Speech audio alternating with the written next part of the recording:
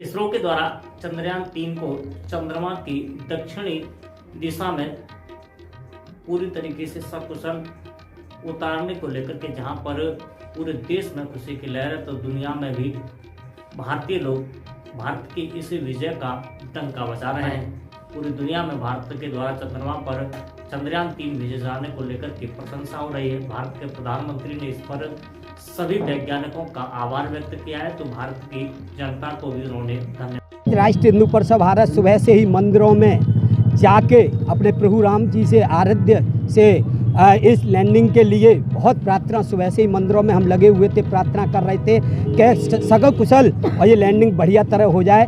अभी हमने सूर्य सदन में जैसी लैंडिंग की हमें खुशी मिली है, उसी तरह हमने आज मिठाई सूर्य सदन चौराहे पे बांटी है राष्ट्रीय हिंदू परिषद भारत द्वारा। और आज ये पूरे देश के लिए नहीं, पूरे विश्व के लिए गौरव का दिन है। आज हमारा देश विश्व गुरु की ओर है और जिस तरह से प्रधानमंत्री और हमारे देश के वैज्ञानिक जिस तरह से काम कर रहे हैं, उनको हम तहे दिल से धन्यवाद देते हैं। आज हमारी पूरी टीम की और बल्कि पूरे देश की ही पूजा अर्चना हो रही थी सुबह से ही। आज हम मंदिरों में सुबह से ही बैठे हुए थे, पूजा अर्चना कर रहे थे, हवन कर रहे थे। वैसे तो हम कल से ही कर रहे थे, कल से भी आपने देखा होगा राष्ट्रीय हिंदू परिषद भारत ने यज्ञ करी थी और हवन भी किया था।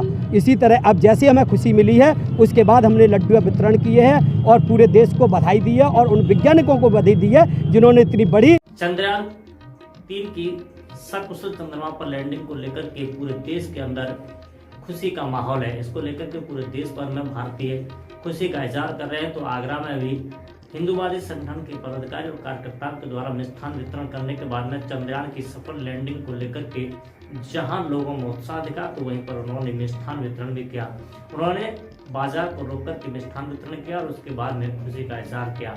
इस दौरान मीडिया को दी जानकारी में हिंदूवादी नेता गोविंद पाराशर ने बताया कि जिस तरीके से भारतीय वैज्ञानिकों के द्वारा चंद्रमा पर सफल चंद्रयान-3 की सफल लैंडिंग कराई है, उसके लिए वह धन्यवाद के पात्र तो हैं, लेकिन सरकार को भी इसके लिए धन्यवाद ज्ञापित करना है।